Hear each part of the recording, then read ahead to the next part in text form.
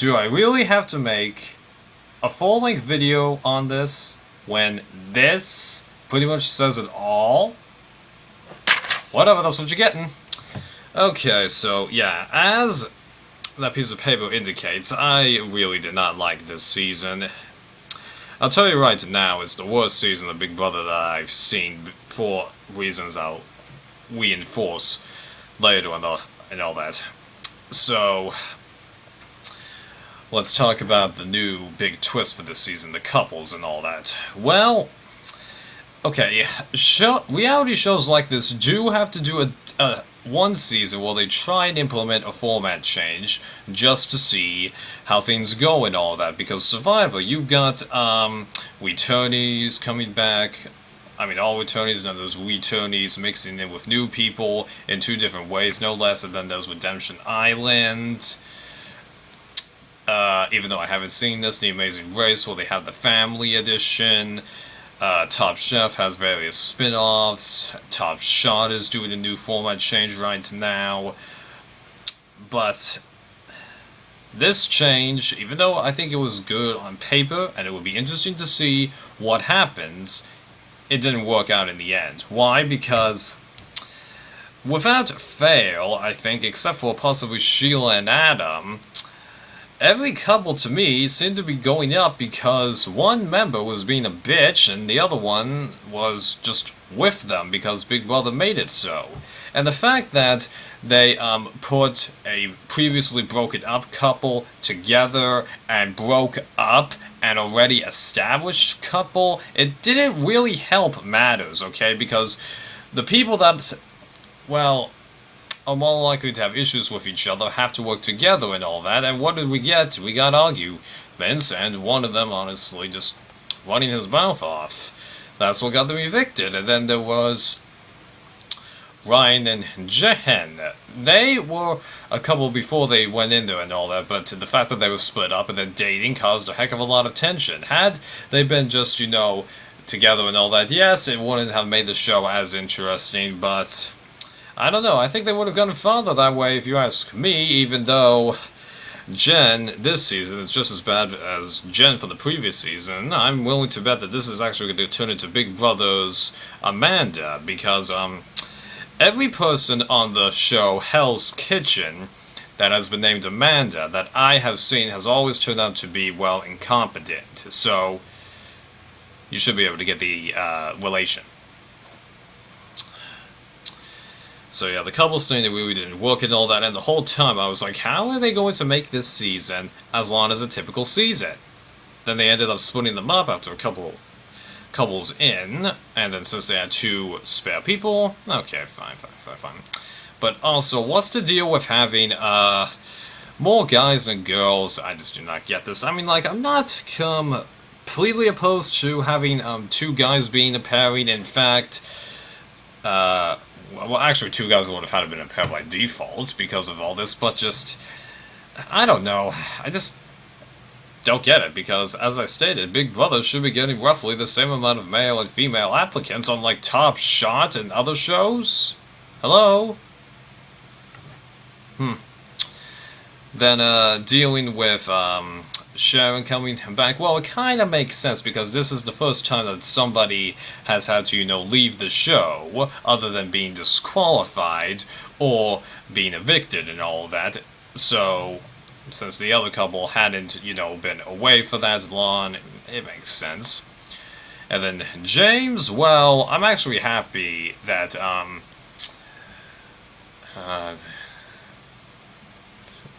they gave an option for a more recent person to, come back, because I think that I'm more for a more recent house guest coming back rather than a house guest that was evicted a lot farther back in the competition, because, well, they've been in the game longer, they've tested more dynamics, so coming back once I think that they've triumphed here, it just adds more to the game. And it also makes it harder for them to get to the end. Yeah. And I thought, although I have to admit, the fact that they didn't show what house guest was pretty creative. And I find it interesting how they're always bringing the house guest back every third season so far. Okay, so now I need to get back to other things that I didn't like about the season other than the couples twist. Okay, first off, I need to discuss the Final Four HOH competition. That final question about the third pre-existing relationship, and you have it be flippin' guinea pigs as a third relationship. Are you flippin' just? Oh my god, that is the dumbest thing you could have just phoned in and all that. And like, yeah, now I've heard the production in Survivor is Will was manipulating the show. Little did I know that I was one season away from getting an American show that had some manipulation like this. Now, it is possible that this was a manipulation, but whoever the heck came up with this question and all that, this is a first in my videos, okay? Both this channel and my previous one. Whoever came up with that question is just a flat-out beep. God. I mean, like, had it been any other question and it been a tie and all that, I wouldn't have complained at all, but had... Or, heck, had you even done this specific question and have it be fiction and all that, Sharon would have won HOH, or had it been another question and Ryan had got it right, I wouldn't be complaining, but this particular question, okay, I'm just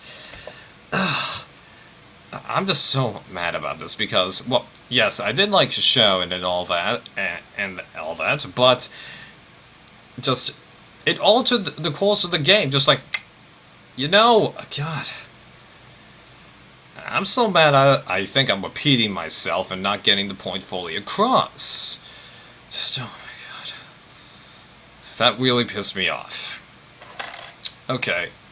And then other problems that the season had, well, it basically has a lot of the problems that all the previous seasons that I don't like have. It has the negative tone. It has the more deserving people go out just before the end. Okay, I thought there was one other big dislike. Oh, I never liked the winner very much, and here's a new dislike.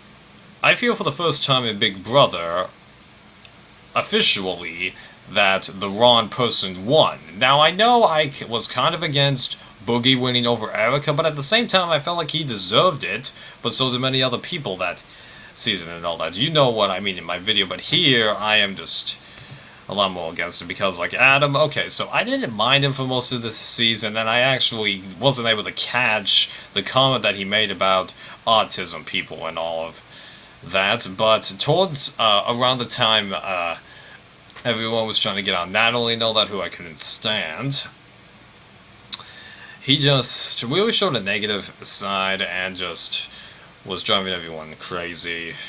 That got to me. Oh, and also the fact that everybody kept changing their emotions, just like, along with their plans, making it so I couldn't really figure out, who was really with who, what the real mindsets were. Now, in a way, it helps the show, because it keeps people on their toes, not knowing what's going to happen and all of that, but at the same time, I really would like to figure out who is with who, where everyone is standing with each other and all that, and where the big change makers are likely to come from, because, like, if you compare this season to HVV, you'll actually find that HVV, it's pretty easy to figure out who ends up being with who and where the swing votes are. Here, it was just all over the place. It was driving me nuts.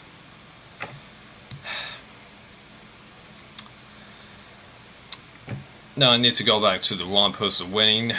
As I stated, Adam, he was just driving me nuts because of his change of emotions, realizing that he just insulted a lot of people at the end and all of that, and, the fact that he was, trying to constantly tell everybody, what, I'll take you and all that, I'll take you and all that, and not making it clear really where his lines was going to and all that. Now, Ryan, I don't think he's so much better than Adam, but at the same time, he carved himself a hole and then gradually went through the competition and all of that. The game was for himself and all of that. He did do, like, the same thing with Adam and all that, not making it clear where he stood with who and all of that. The fact that they had a bit of a secret coalition towards the end kind of alleviates a bit of it, but I don't know. It wouldn't really have helped the season that much. All it would have meant was that the person that I found worst person to win out of the top 4 and second worst person out of the top 5 wouldn't have won and all that. And I've learned that Adam actually didn't do anything that he said he was going to do. Just whatever, I don't give. So now that I've explained why this is the worst season of Big Brother in my mind, why do I compare it to Survivor Thailand? Well, here's the reason why. I can't really give this season any good points. Okay?